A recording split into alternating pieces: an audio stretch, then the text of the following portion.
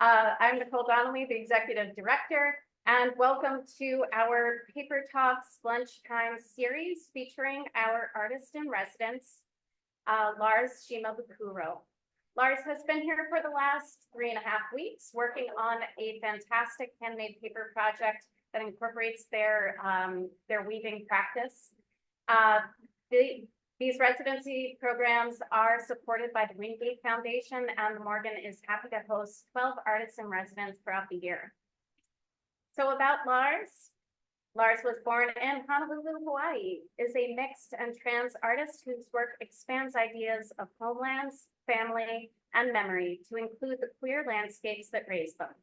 They earned a Bachelor of Arts degree in studio art from Yale University in 2013, an associate degree from Haywood Community College, North Carolina, focusing on weaving in 2019, and then completed the core fellowship program at Penland School of Craft from 2020 to 2023. Lars has shown nationally and internationally and teaches weaving at craft schools. He is currently based in Philadelphia, PA, my hometown, and on unceded Lenni Lenape lands. Please help me welcome Lars.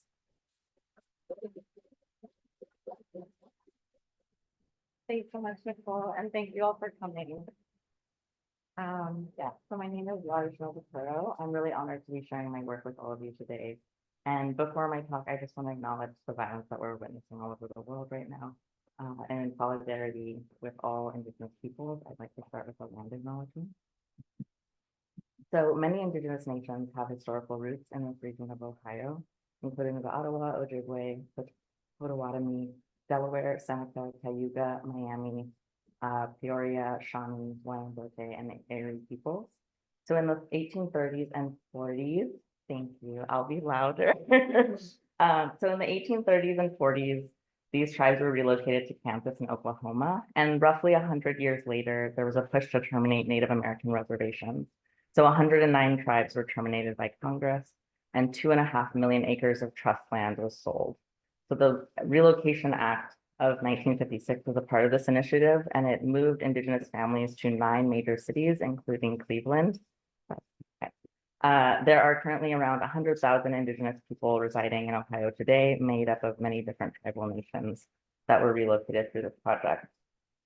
So on the left is an example of how this project was advertised to families, and it went on for about 20 years, and around 200,000 Indigenous people moved to cities through this project. And 10 years earlier, Japanese families were being relocated to internment camps across the West, some on tribal lands in Arizona. And so the project that I'm working on here at the Morgan has to do with the labor programs in these camps. So I just want to tie this in now. And on the right is a photo of Dylan Meyer, who ran both of these projects. So he was first the director of the War Relocation Authority, and then later he was the director of the Bureau of Indian Affairs. So shifting now, these are the lands that I grew up on of the Kanaka Maoli people. I'm a 4th generation American, mixed East Asian and white and queer artist from Hawaii. And this photo is taken from the summit of Haleakala Crater, which is close to where I grew up on the island of Maui. My fascination with color and plants started in Haleakala Crater. As a child with attachment trauma, my safest relationships were with the environment. So in many ways, I feel really raised by this place. And the tragic history of Hawaii and the legal overthrow of the Kanaka Maoli monarchy made me question early on in life what it means to be from a place. So I think a lot about homeland, memory, and how to create a visual shorthand for these things through color and pattern. And this is a photo of me in the crater after office. So in high school, I interned at a local printmaking studio, Hui Press, with Paul Maloney, and it's here that I really started to fall in love with printmaking as a site of collaboration. And so I worked on this large series by Sandow Burke. These are woodcuts that are 4 by 8 feet, called The Depravities of War. And they're inspired by a series of very small etchings by Jacques Collot. And so this series, you can really see how Burke is like directly working off the composition. This was in response to the 30 Years' War, and it's considered the first anti-war statement in European art.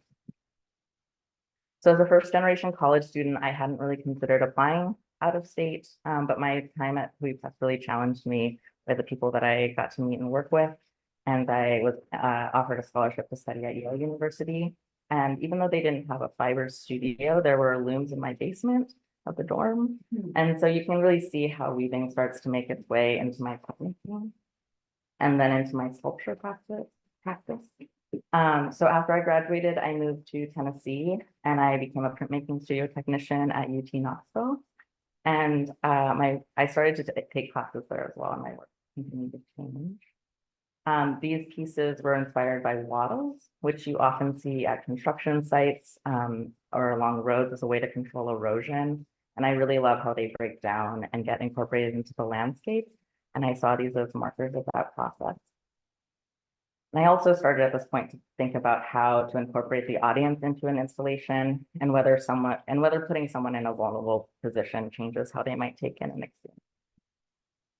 So at this point in 2017, I really wanted to have more of an intimate relationship with process. And so I sought out a 2-year weaving program at Haywood Community College, which is outside of Asheville, North Carolina. And weaving really felt like a natural extension of my body. And I found that I really love color and that I'm not as bad as at math as I thought. And so whenever I'm planning out a work, I'm really trying to find a way to make the weaving process feel like drawing. And I'm really trying to take colors that feel like they are too much together. And then I use the 15 yards to like really balance them. And both of these have the same warp yarns in the work.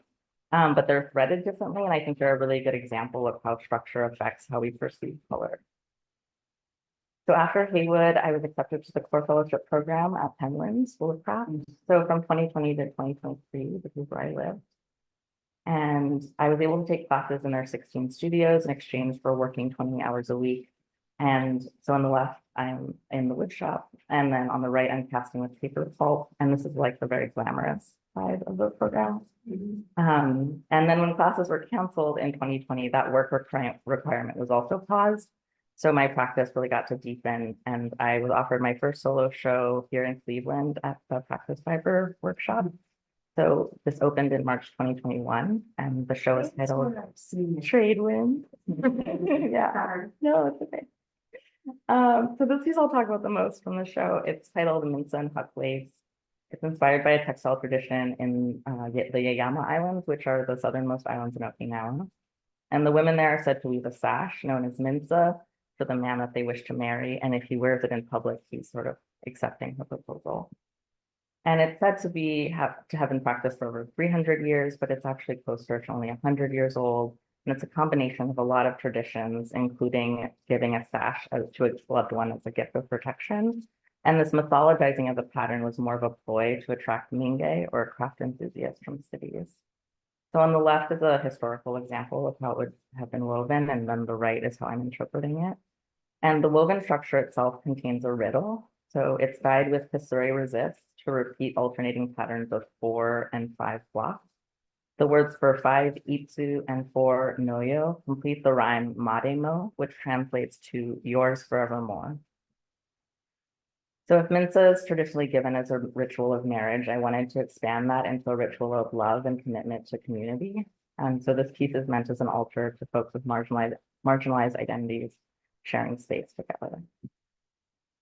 So being invited to practice really allowed me the opportunity to expand this body of work. And I'll just share some other photos from the space. So back of this piece, placeholder, is made of cast paper, and it's a mix of fibers, but it's primarily cast kozo and flax, half of which were dyed with indigo. I'm playing with the idea of a net that is maybe waterlogged or very heavy. This is some process shots of, so I was casting it in the CNC cut foam mold. I don't recommend the way that this is cut. I would cut it where it's angled. It was very hard to get out. And then on the right, that's the detail of the woven strap. And you can sort of see how I'm using the pattern of that to sort of mimic the cast form. So the paper piece on the left is titled Hypotaxis, and it's made of layering a bunch of blowout stencils. And it's the same fibers, cotton, denim, and abaca as that sort of block to the right of it. This is how it's made, sort of layering the sheets on a vacuum table. I didn't process the fiber how you normally would for blowout sheets. So they weren't easy to blow out, but they were also very strong. So I didn't need like a base supporting sheet. And then this is a detail of that piece. Oh, it's roughly 3 by 5, or the piece is roughly 3 by 5 feet afterwards. Yeah. This is another similar piece. These are some small cast paper pieces. I do consider paper like a newer material to me, and so I'm usually playing around with it a bit more. With this one, there's some steel inclusions, and those yellow halos around them were dyed with marigold.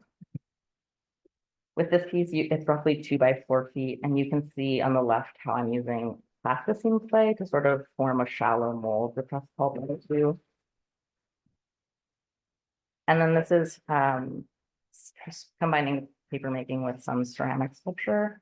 So this piece is titled In the Garden for Millie, Mitsu, and Katsu, and it's dedicated to my grandma, grandpa, and great-grandmother, whose lives were connected by a specific incident of domestic violence.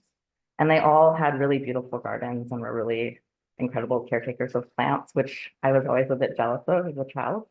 But I think that this is also a good example of how my work exists in a space of meditation or mourning, but I'm using craft as a sort of in-between or constraint. This is a more recent installation. I started it last summer at Township 10, which is a ceramics residency. Oh, and I didn't change it there. Sorry. This is a installation that combines ceramic paper mache, essentially, and weaving. And it was shown with 4 other Asian artists last fall in a show called The Temple We Built for Ourselves. And the piece is titled, And When I See You, I'm Home. And it's dedicated to the forests of Maui and the hollers of Appalachia, where I lived for 9 years. And I was working on this piece when the fires were occurring last summer on Maui. So it was, I was processing a lot of grief. And the weaving on the right, you can see some of that shiny fiber is kudzu that I processed. And some of that fiber I've processed into pulp here at Morgan. So you can see it in some of the pieces out that are hanging. So now I'm going to shift to what I'm doing here at the Morgan.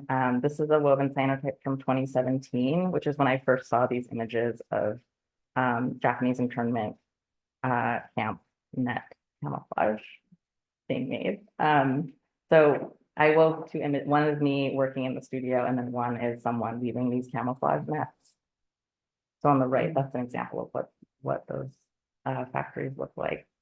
So in case you don't know, there were 10 internment camps that ran from 1942 to 1946, which incarcerated roughly 125,000 Japanese American citizens.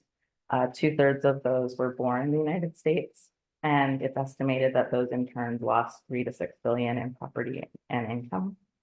On the left is a photograph of the Santa Anita internment camp in California, and it was previously a horse racetrack, and the stables were made into housing. And the sculptor Ruth Asawa and her family lived here for 6 months before relocating to a camp in Arkansas. And at its peak, Santa Anita's population was 19,000. And yet on the right is an example of one of these camouflage net factories. These are some more photos of a factory in Manzanar that Dorothea Lane took. And so these workers were coerced to sign papers that were distributed through the camps, and they wasn't quite explained fully what the work would look like or the toxicity of the labor. And these labor programs were considered military secrets, so the public relations offices of the camps didn't let it get out to the public. And the workers were paid between $8 and $12 a month, when this type of work outside of the camp would have made $125 a month. And they were producing around 6,000 nets a month, despite strikes and riots. This is just another sort of inspiration that I'm taking with these pieces. So this is boro, or a Japanese tradition of mending. And this is a mended child's mattress cover from the 1800s. I think it's a beautiful example of like early abstraction. So I don't know if you saw the pieces that are hanging outside, but we'll go out there after too. But so on the left is just a sketch of how I'm planning out how I'm building these panels. So each panel is roughly 2 by 3 feet. So the sketch on the left would be 12 by 12 feet, although I'm making a little bit larger now.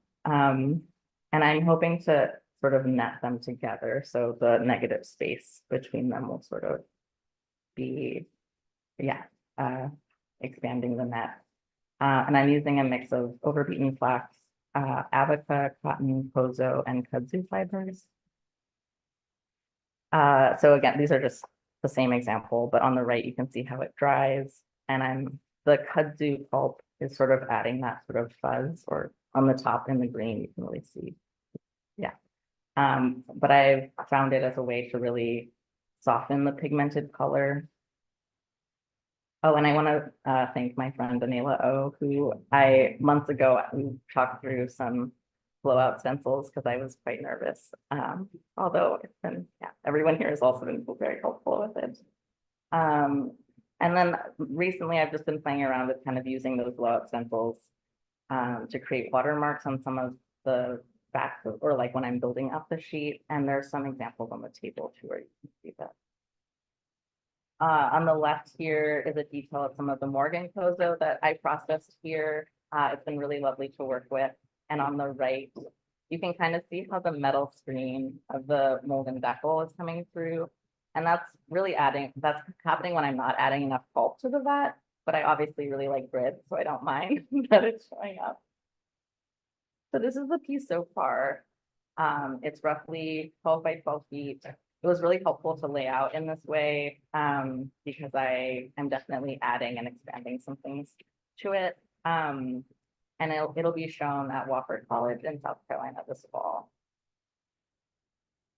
Okay, so back to weaving for a second. I've been teaching a lot this last year, and I really take teaching seriously. I see art and craft as a space for people to really play and have bodily autonomy and safely explore risk and community. These are all examples of student work that was made in 5 days. And these are just a list of some classes that I'm offering through August in case your friend is looking to learn how to weave. And I also have on my website, I have a workshop page in case for future offerings. But thank you so much for listening, and please let me know if you have any questions.